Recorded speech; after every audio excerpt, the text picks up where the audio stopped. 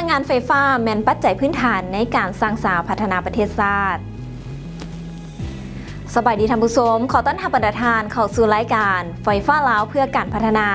พบกับข้าพเจ้าทิพจันทร์แสราชรับหน้าที่ดำเนินรายการและพบพ่อกับทางรายการของพวกเราซึ่งว่าจะได้นำเสนอเกี่ยวกับข้อมูลข่าวสารการเคลื่อนไหวเวียกงานของรัฐวิสาหกิจไฟฟ้าลาวพร้อมด้วยสาระดีๆในการนำใช้ไฟฟ้าที่ถูกต้องมาต้อนมาฝากประธานซึ่งว่าในเบื้องต้นของทางรายการนี้เราก็ถือว่ามีข้อมูลข่าวสารมาต้อนมาฝากในหัวข้อทำอิฐที่ว่าจะมาเว้าในมื้อนี้ก็คือทางรัฐมนตรีกระทรวงพลังงานและบ่แฮได้ลงเคลื่อนไหวเวียกงานอยู่ที่แขวงคำมวนนั่นเองรัฐมนตรีกระทรวงพลังงานและบ่แฮได้ลงเคลื่อนไหวเวียกงานอยู่ที่แขวงคำมวนในวันที่28มิถุนายน2016ที่ผ่านมาอยู่ที่ห้องประชุมใหญ่ไฟฟ้าลาวสาขาแขวงคำมวนท่านปริญญาเอกคำมณีอินทิราชกรรมการศูนย์กลางภาครัฐมนตรีกระทรวงพลังงานและบ่แฮได้ลงเคลื่อนไหวเวียกงานอยู่ที่แขวงคำมวนเขาห่วมมีห้องหัวหน้าแผนกพลังงานและบ่แฮพร้อมด้วยคณะสาขาหัวหน้าแผนกการห้องแผนกการหัวหน้าศูนย์บริการห้องศูนย์บริการของสาขาเขาห่วมอย่างพร้อมเพรียงการลงเคลื่อนไหวและเฮ็ดเวียกอยู่ที่แขวงคำมวนในครั้งนี้ท่านรัฐมนตรีกระทรวงพลังงานและบ่แฮได้รับฟังการรายงานการเคลื่อนไหวเวียกงานของทั้งแผนกพลังงานและบ่แฮเวียกงานทางด้านไฟฟ้าซึ่งติดพันกับเวียกงาน3สร้างก็คือแผนพัฒนาเศรษฐกิจสังคมของทั้งแขวงคำมวนวางออกหลังจากนั้นท่านปริญญาเอกคำมณีอินทิราชได้โอล้มให้ทิศซี่นำย่องย้อนและสมเสยต่อกับผลงานที่ญาติมาได้อันได้ประกอบส่วนเข้าในการสร้างสรรค์พัฒนาประเทศชาติและท่านยังมีการเน้นหนักให้การนำแต่ละภาคส่วนเอาใจใส่ซี่นำพาและคุ้มครองหน้าเวียกของตนที่รับผิดชอบให้มีความนักแน่นและเข้มแข็งพร้อมทั้งเอาใจใส่กวดสอบบรรดาโครงการในความรับผิดชอบของตนให้มีคุณภาพและมีประสิทธิภาพสูงเพื่อสร้างความเชื่อมั่นให้กับพ่อแม่ประชาชนและพร้อมกันจัดตั้งปฏิบัติเวียกงานทั้งหมดที่ถูกมอบหมายให้สำเร็จตามแผนการที่วางไว้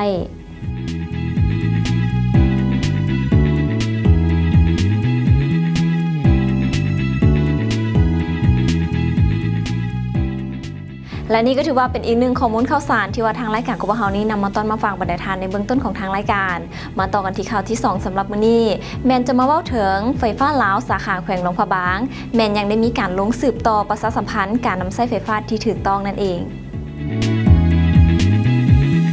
ไฟฟ้าลาวสาขาแขวงหลวงพระบางสืบต่อลงประชาสัมพันธ์การสมใช้ไฟฟ้าให้ถูกต้องในวันที่29หาวันที่30มิถุนายน2016ที่ผ่านมารัฐวิสาหกิจไฟฟ้าลาวสาขาแขวงหลวงพระบางได้สืบต่อลงประชาสัมพันธ์การสมใช้ไฟฟ้าให้ถูกต้องปลอดภัยและประหยัดให้กับบรรดาพ่อแม่ประชาชนอย่างต่อเนื่องเพื่อให้เขาเจ้าได้รับรู้และเข้าใจตามจุดประสงค์นโยบายของรัฐวิสาหกิจไฟฟ้าลาวได้วางออกซึ่งนำโดยท่านทงคูณอินทประเสริฐหัวหน้าพลังงานบ่แฮเมืองนานท่านบุญมันสีมูลหัวหน้าศูนย์บริการไฟฟ้าประจำเมืองนานท่านคำหักวรกุลหัวหน้าหน่วยงานพร้อมด้วยพนักงานวิชาการแผนกประชาสัมพันธ์หนี้สินไฟฟ้าลาวสาขาแขวงหลวงพระบางส่วนเอกสารที่นำมาเผยแพร่ประกอบด้วยระเบียบการสมใช้ไฟฟ้าให้มีความปลอดภัยการใช้ไฟฟ้าให้มีประโยชน์สูงสุดการใช้ไฟฟ้าให้มีการประหยัดพันธะและหน้าที่ของผู้สมใช้ไฟฟ้านอกนั้นก็ยังมีกิจกรรมถามตอบให้ความรู้ความเข้าใจและเวียกงานเกี่ยวกับไฟฟ้าลาวเมืองนั้นเป็นเมืองมีหลายชนเผ่าอยู่ร่วมกันที่ขึ้นกับแขวงหลวงพระบางมีอยู่49บ้าน 5,706 ครอบครัวมีพลเมืองทั้งหมด 29,864 คนหญิง 5,091 คนมีบ้านที่ได้สมใช้ไฟฟ้าถาวรแล้ว39บ้านและยังบ่มีไฟฟ้าใช้10บ้านเฉลี่ยได้ 79.59 ส่วนห้อยของผู้สมใช้ไฟฟ้าในทั่วเมืองการลงเผยแพร่ในครั้งนี้ประกอบมี3บ้านคือบ้านห้วยลาดบ้านนาเมืองกลางและก็บ้านพลไซซึ่งว่ามีผู้เข้าร่วมรับฟัง258ครอบครัวรวมเป็นจำนวน300กว่าคน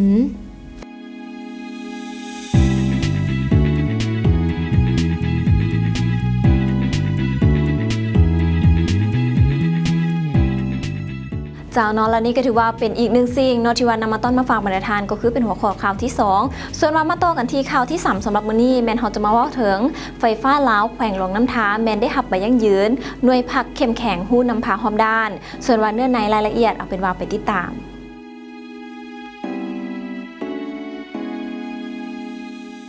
รัฐวิสาหกิจไฟฟ้าลาวสาขาแขวงหลวงน้ำทา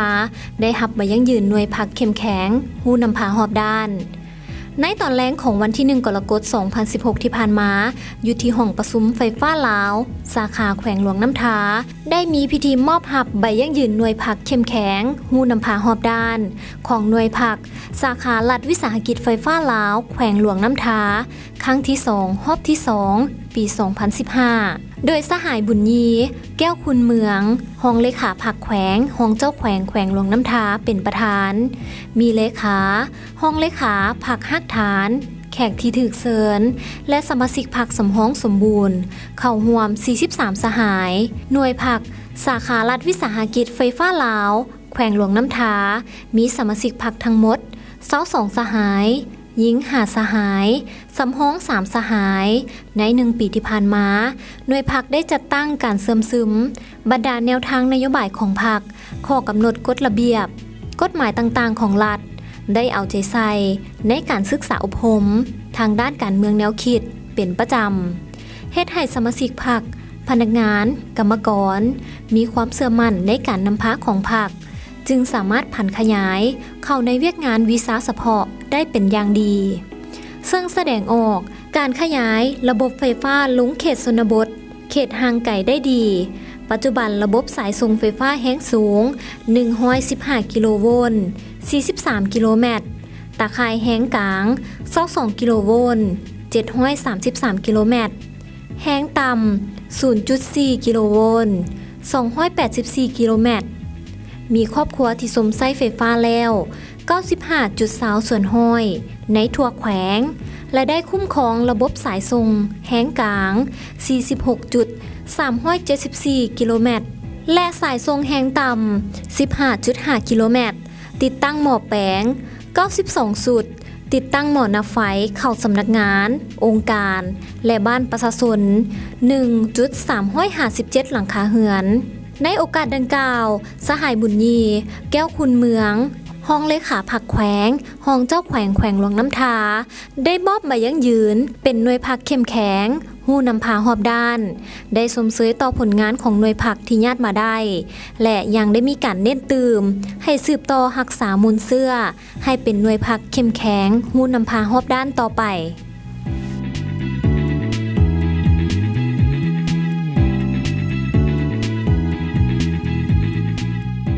เจ้าท่านผู้ชมและนี่ก็ถือว่าเป็นภาพบรรยากาศและก็เนื้อในรายละเอียดของรัฐวิสาหกิจไฟฟ้าลาวที่ว่าได้มีการลงเคลื่อนไหวเวียกงานนั่นเองที่ว่าทางทีมงานรายการโกเบิลเฮาส์ได้นำมาต้อนมาฝากบรรดาทานส่วนว่าระยะนี้จะให้บรรดาทานไปพักชมสิ่งที่ดีจากทางรายการกันก่อนแล้วจึงมาพบพ่อกันได้ใหม่ในระยะต่อไป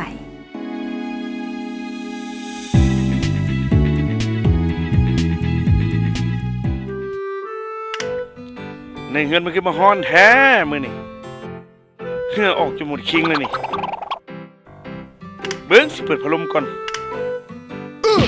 ติดเอ้าเป็นอย่างระบาดนี้คือบุปินโอ้ยสายมันรูด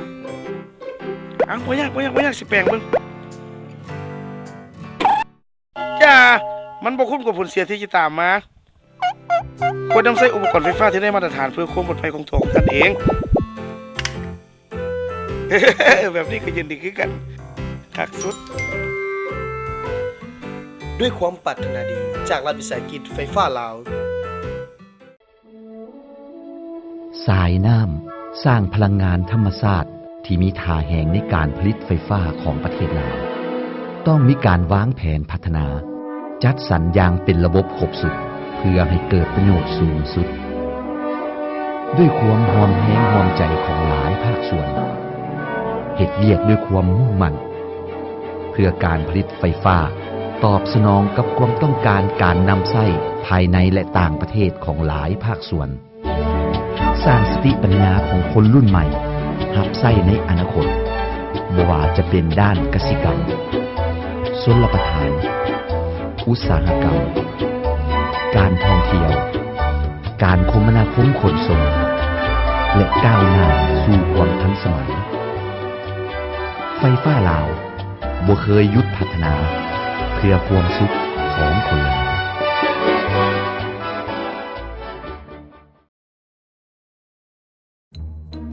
เอาไว้เซียวโอ้ให้เมียโทรนำเลยนี่เร่งเลยเฮ้ยเดี๋ยวเป็นอย่างนั้นโอ้สายไฟขาดตัวนี่เบิ้งซอกขาเนี่ยไปเคี่ยวออกก่อนเอานี่ได้บ่นี่โอ้ดูสิน้องบัดนี้เอาตัวนี้ล่ะโอ้ยบ่ได้มาฟังเลยเนาะอย่าบุคคลเฮ็ดจังซั่นบุคคลเข้าใกล้สายไฟที่ขาดนั้นเด็ดขาดถ้าพบเห็นสายไฟฟ้าที่ขาดเสียหายควรแจ้งศูนย์บริการไฟฟ้าที่ใกล้ที่สุดเพื่อนำมาแก้ไขจุดดังกล่าวให้ปลอดภัยไปเซียวบ่ได้ตรงนี้นะถอยเข้าไปทางไม่ดีกว่า ด้วยความปรารถนาดีจากรัฐวิสาหกิจไฟฟ้าลาว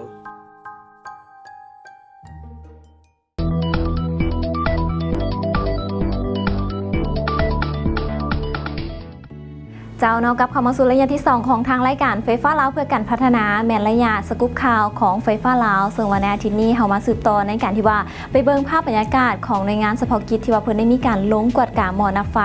อยู่ตาม4ตัวเมืองนครหลวงเวียงจันทน์ส่วนว่าภาพบรรยากาศจะเป็นแนวใดเอาเป็นว่าไปติดตาม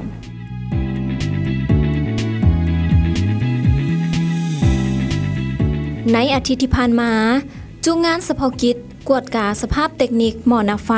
ประจำเมืองจันทบุรีประกอบด้วยทีมงานกวดสอบและเปลี่ยนทายหม้อน้ำไฟจากรัฐวิสาหกิจไฟฟ้าลาวได้สืบต่อลงกวดสอบและเปลี่ยนทายหม้อน้ำไฟอยู่ที่เขตบ้านสีบุญเฮืองและบ้านทุ่งกันคำเมืองจันทบุรีนครหลวงเวียงจันทน์เพื่อสร้างความมั่นใจให้แก่พ่อแม่ประชาชนผู้สมใช้กระแสไฟฟ้าในขอบเขตดังกล่าวตามการตรวจสอบสภาพตัวจริงพบเห็นว่าหม้อน้ำไฟบางเฮือนก็ปกติบางเฮือนก็สุดโทรมบ่ว่าจะเป็นหน้าหม้อน้ำไฟเหลืองแตกและเปเพทางทีมงานเปลี่ยนทายก็ได้เปลี่ยนทายหม้อน้ำไฟใหม่ให้ทันทีโดยบ่ได้เสียค่าใดๆและสำหรับตอนนี้ทางทีมงานของพวกเขาก็มีเสียงสัมภาษณ์รายละเอียดเพิ่มเติมของจูงานเฉพาะกิจตรวจสอบสภาพเทคนิคหม้อน้ำไฟให้บรรดาทานได้รับรู้กันเพิ่มเติมพร้อมด้วยเสียงสัมภาษณ์ของพ่อแม่ประชาชนสบายดีข้าพเจ้าเท่าปัญจาภูมิศรีเนาะถึงแต่งตั้งเป็นหน่วยเฉพาะกิจให้รับผิดชอบเมืองจันทบุรีเนาะเพื่อมาเปลี่ยนคอมพิวเตอร์ที่ข้อกังวลใจของลูกค้าที่ได้เสนอมาแต่ละบ้านมีหลายบ้านที่พวกเขาได้ลงไปเปลี่ยนมานี่การเริ่มแต่ต้นเดือนจนถึงปัจจุบันการเปลี่ยนทายของพวกเขานี่ที่เอาตามเป้าหมายของลูกค้าที่เป็นของใจหลายจึงได้มาแต่งมาแต่ละบ้านถึงพวกเขาได้แบ่งเป็น3จุเฉพาะกิจเนาะ3จุเฉพาะกิจว่าเฮ็ดแก้ของใจของลูกค้าหันจึงพวกเขานี่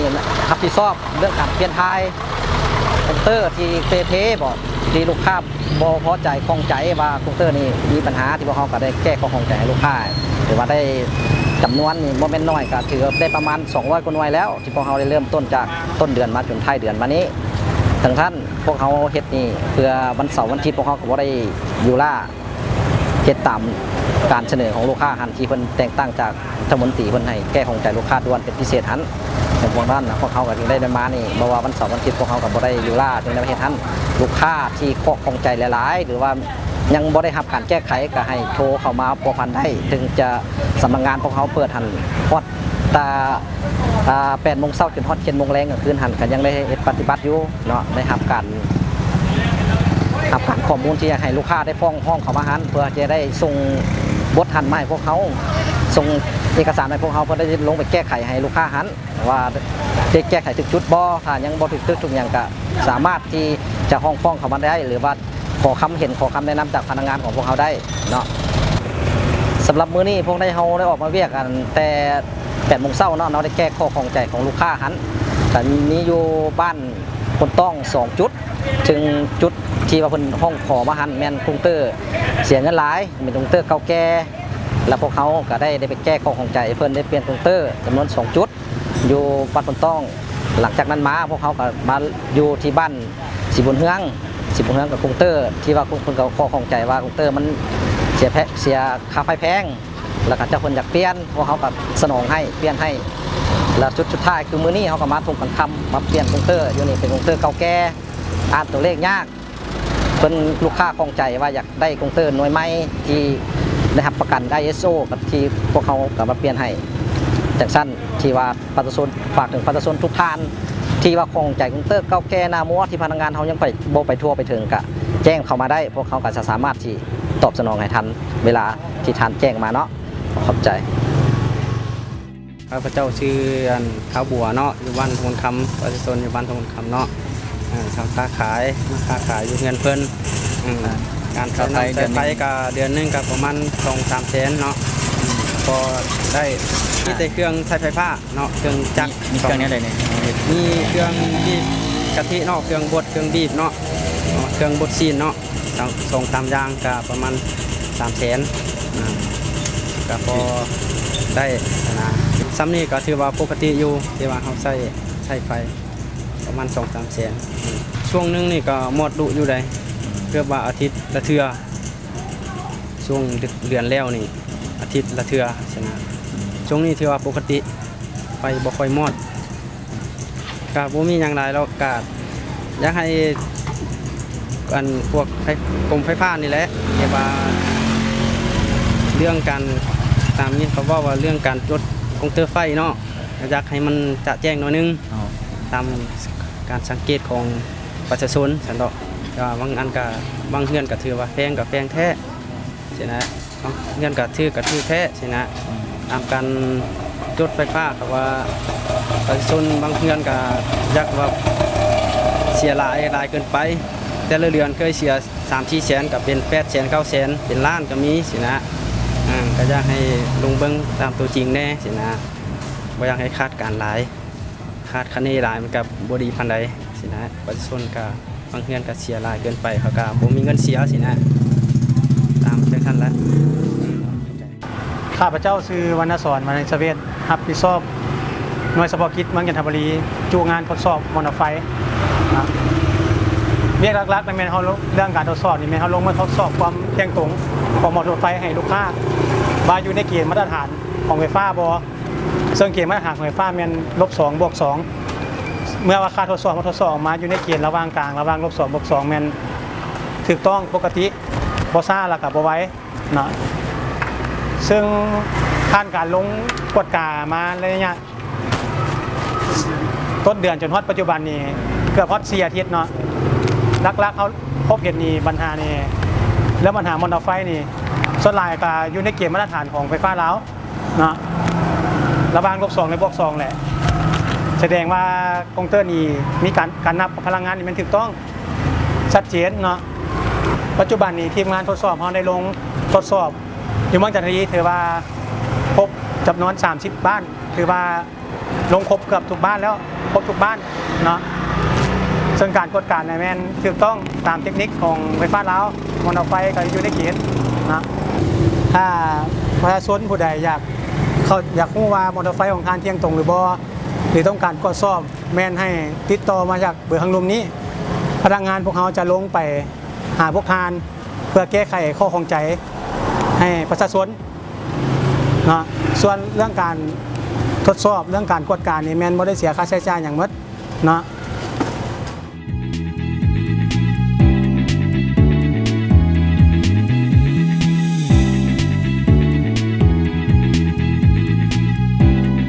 เจ้านอนและนี่ก็ถือว่าเป็นภาพบรรยากาศในการลงแก้ไขแล้วก็กวดกามอนะไฟอยู่ที่เมืองจันทบุรีนั่นเองที่ว่าทางทีมงานของพวกเรานี่ได้นำเอาภาพบรรยากาศแล้วก็เนื้อในรายละเอียดมาให้บรรดาทานได้ที่ตามแต่ว่าสำหรับตอนนี้ให้บรรดาทานไปพักชมสิ่งที่ดีจากทางรายการกันก่อน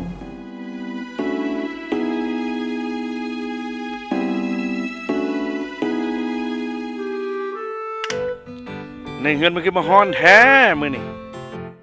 เหงื่อออกจนหมดคิงเลยนี่เบิ้งสิเปิดพัดลมก่อนติดเอ้าเป็นอย่างระบาดนี่คือบูปิน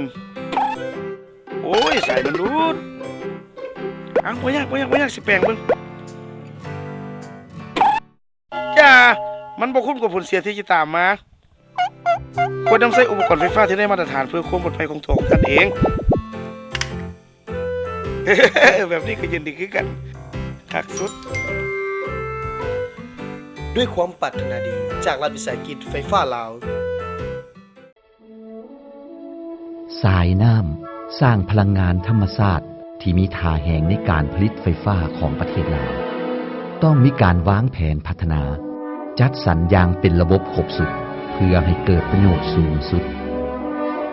ด้วยความหอมแห้งหอมใจของหลายภาคส่วนเหตุเวียกด้วยความมุ่งมั่นเพื่อการผลิตไฟฟ้าตอบสนองกับความต้องการการนำไส้ภายในและต่างประเทศของหลายภาคส่วนสร้างสติปัญญาของคนรุ่นใหม่รับไส้ในอนาคตบ่ว่าจะเป็นด้านกสิกรรมชลประทาน อุตสาหกรรม การท่องเที่ยว การคมนาคมขนส่งและก้าวหน้าสู่ความทันสมัย ไฟฟ้าลาวบ่เคยหยุดพัฒนาเพื่อความสุขของคนลาว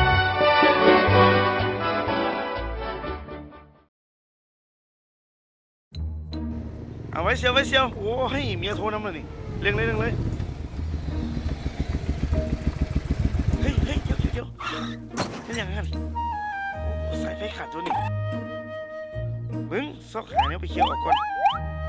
เอานี่ได้บ่นี่กินเนาะบัดนี้เอาตัวนี้ล่ะโอ้ยบ่ได้มาฟังเลยเนาะอย่าบุคคลเห็นจังสั้นบุคคลเข้าใกล้สายไฟที่ขาดนั่นเด็ดขาดถ้าพบเห็นสายไฟฟ้าที่ขาดเสียหายควรแจ้งศูนย์บริการไฟฟ้าที่ใกล้ที่สุดเพื่อนำมาแก้ไขจุดดังกล่าวให้ปลอดภัยไปเสียวผมได้ตรงนี้นะถอยเข้าไปทางไม่ดีกว่า ด้วยความปรารถนาดีจากรัฐวิสาหกิจไฟฟ้าลาว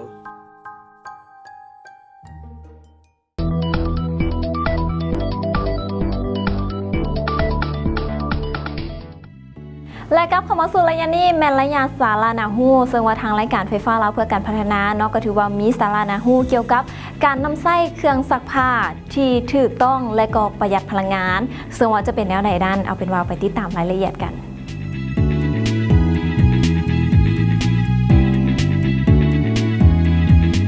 การประหยัดพลังงานไฟฟ้าก็มีหลายวิธีซึ่งวันในอาทิตย์นี้ทางรายการของพวกเขาจะนำเอาสาระดีๆเกี่ยวกับการนำไส้จักซักผ้าให้ประหยัดพลังงานไฟฟ้ามาฝากท่านผู้ชมก็คือ 1. ควรตั้งโปรแกรมการซักผ้าให้เหมาะสมกับชนิดของผ้าและต้องการซักให้พอดีกับขนาดบรรจุของจักรที่กำหนดไว้ 2. ควรตั้งคำสั่งเวลาการใช้งานตามความเหมาะสมแทนการตั้งคำสั่งแบบออโตเมติก 3. ควรตั้งปริมาณน้ำและใส่แฟบให้พอดีกับจำนวนเสื้อผ้าที่จะซัก 4. แช่เสื้อผ้าก่อนนำเข้าจักรซักเครื่องจะช่วยให้จักรซักผ้าได้ง่ายขึ้นและสามารถเลือกโปรแกรมแบบประหยัดได้